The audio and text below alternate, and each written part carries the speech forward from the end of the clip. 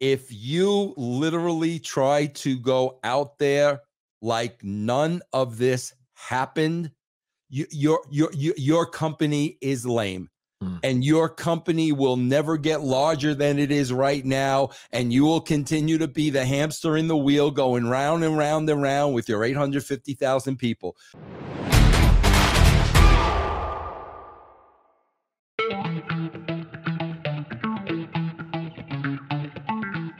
Now, bro, I promise you, I'm sure NDAs have been signed out the backside. I'm sure, bro, there's been so many legalities and legal issues without a shadow of a doubt. Bro, if you literally try to go out there like none of this happened, your company is lame. And your company will never get larger than it is right now, and you will continue to be the hamster in the wheel going round and round and round with your 850,000 people. This has to start with Punk in the ring. And you're really going to give me a live mic? You really believe that I'm going to respect the NDAs that you made me sign? Did you really believe that I was never going to tell? You have to, bro. You have to. You have to. But here's what's going to happen. They're not going to, because Tony Khan doesn't have a set, and Tony Khan is, Tony Khan doesn't know how to manage this. He doesn't know how to make this happen. Tony Khan knows how to book matches. He doesn't know how to create this reality and shape it and mold it and control it to get the results you want. He doesn't know how to do that, bro. But here's what's going to happen.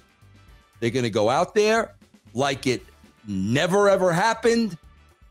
A new opponent is going to come out for CM Punk. They're totally going to ignore it. And let me tell you something, bro. They're going to lose the respect of the fans that they do have. Because if you're not a fan, and if you're not sitting there saying, are you kidding me? You're really going to carry on like this thing never. I'm telling you, bro, that's how you lose respect of the fans. And if they want any chance of this new show taking off, of gaining any kind of momentum whatsoever, this is what needs to be done. Yeah, I see how that would be riveting. I see how that would draw people to the following weeks and the following weeks. It's just that from a legal standpoint, I just don't see Tony rocking with that, because there's the rumors that CM Punk was sent legal documents, and to your NDA, this is just speculation. I don't know, but it seems like the legal documents. I mean, a lot of people thought that it had something to do with, like, let's go to court because of such and such, such and such. This might have impeded Punk from, coming. But the legal documents could have been, okay, well, we're going to be sure that we aren't talking about certain things. So that could have been, okay, if you sign this, then we can negotiate, then you can get that big fat check. Just be sure to talk about such and such, such and such. But here's my thing to you, Vince, when it comes to that. If that were the case, that CM Punk basically had a gag order to not talk about certain things, why would that not be one of the things that you talk about more than anything? As if, like, why are we going to fake pretend that those things didn't happen? I told you, they have no gonads. They have, bro, listen, Chris, we're talking about two different things here. We're talking about legalities, and we're talking about a fictitious television show. Yeah. This is a fictitious television show, bro. So yes, there are legalities. This is a TV show where we can fudge things. We could tell maybe not the all truth, but a little bit of the truth. Bro, it goes back to the Bash at the Beach promo. Okay, bro, like, I was in a wrestling ring. This was a television show. This was not real life. CM Punk is not his real name. So the minute Tony Khan goes out there and says, Punk, you really want to go there? It's an angle. It's not his real name, bro. So any lawsuits, because now, what's his real name? Phillip Brooks. Okay, now Phillip Brooks didn't say nothing. CM Punk did. Bro, I'm telling you, if you have a brain, you've got to work this to your advantage, bro. Yeah. Because, bro, let me tell you something, Chris, and I'm sorry to interrupt you, but your fan base is going to look at you like, you got to be freaking kidding me, bro. It goes back, Vince, to insulting intelligence, man. Yes. You know, and it's like, why even try, or why even make any type of close proximity to insulting the fans' intelligence, especially AEW. AEW's got a niche. Like WWE's more family friendly. It's a wider spectrum.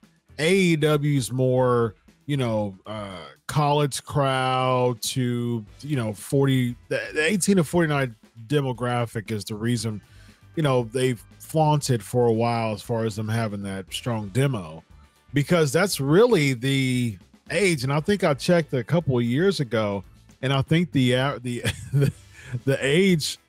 age for WWE is like 54 or something like that. It was something way off. Yeah. And you've got a lot younger for AEW, so you have more of a ravenous crowd that are really smarky, really marks for the business.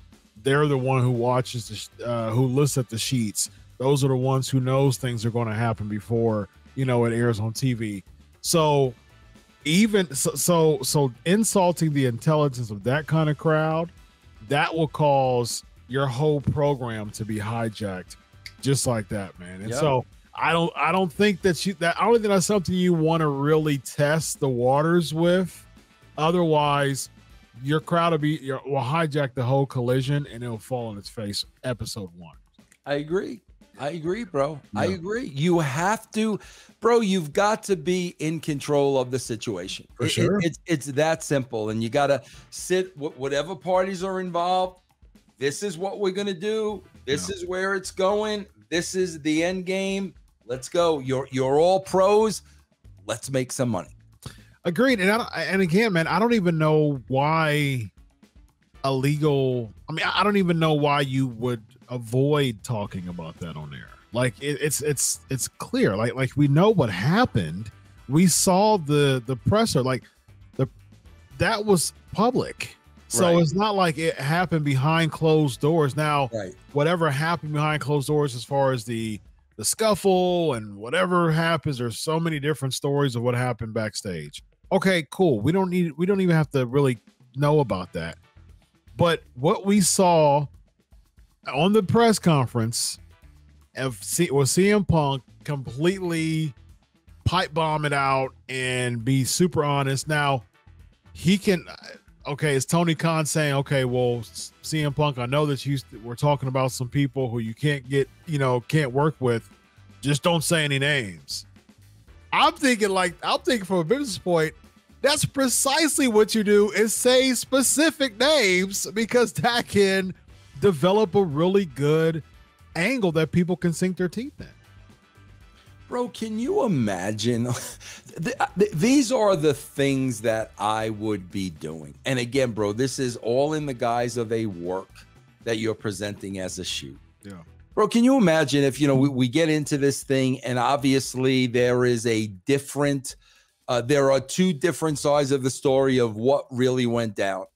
But then we explain, unfortunately, there's video cameras in the locker room. Bro, can you imagine if you tease, we're going to play the video of who stormed into whose dressing room, and bro, just reenact the whole thing. Nobody would even freaking know.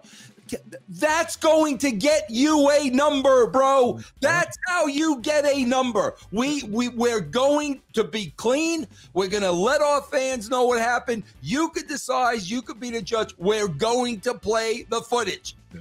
That's how you get a number, bro. That's what you do. Bro, let me tell you what Tony Khan is doing. I'm going to tell you exactly what he's doing. We saw that big book, bro, when Guevara approached him about the booking and said in a nice way, bro, like, what are you doing with me? Like, what is the plan? Tony opened up this big book that looked like accountant's spreadsheets. Bro, this is Tony Khan's booking. I'm telling you right now, because I saw the book. Okay, Dynamite, Wednesday, May 21st. These are the matches. Rampage, the 23rd. These are the matches. Collision, Saturday. These are the matches. ROH. These are the matches. That's how the guy is booking these shows.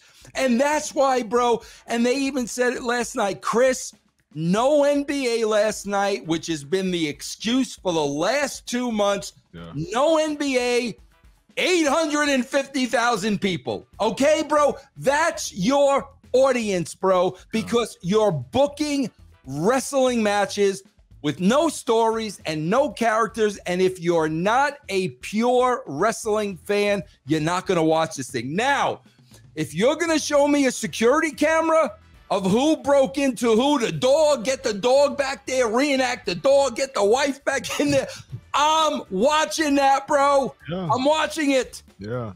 Especially if you save that for the end and you see the video, all of a sudden, you know, somebody cut to the video, you know what really happened, CM Punk. Let's show the video. And all of a sudden, it could have made CM Punk seem like the villain in all this. Absolutely, man. That's the cliffhanger to go to next week's show. I'm watching next week's show. This is how you do it, bro. Yeah. I say it a million times, Chris. This is not rocket science. I'm the first guy to tell you, bro, I was never a genius. It's common sense, bro. If you go with this stuff organically, it writes itself. Yeah. It's that simple. Let it go. Yeah, yeah.